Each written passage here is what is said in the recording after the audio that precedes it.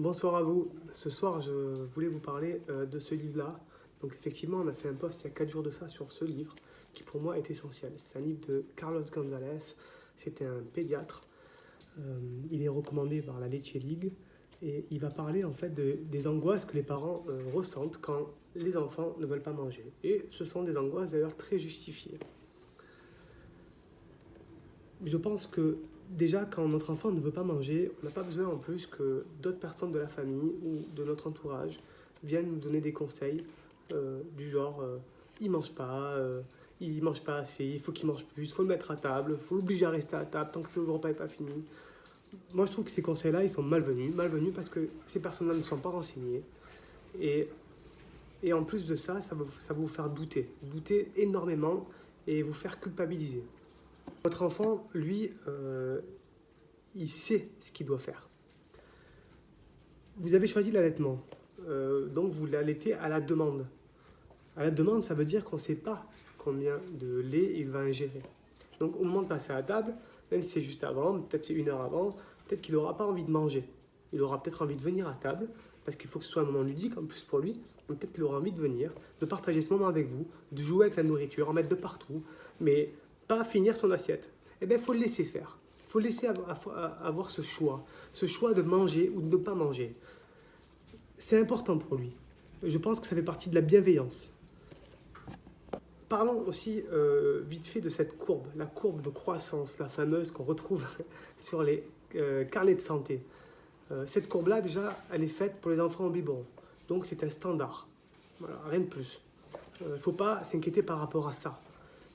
Moi, par exemple, ma fille mange des fois elle ne mange pas. On la laisse faire, elle est libre.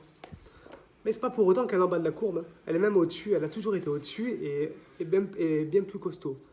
Donc vous voyez, je pense que c'est pas parce que l'enfant ne mange pas que derrière il ne t'aide pas. Nous, en tout cas, c'est la leçon qu'on en tire.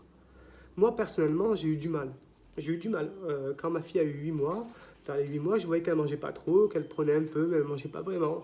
Et je m'inquiétais, je me disais, mais oh là là, c'est pas bon, il faut qu'elle mange. Et ma mère était là, oui, il faut qu'elle mange et tout, il faut le donner.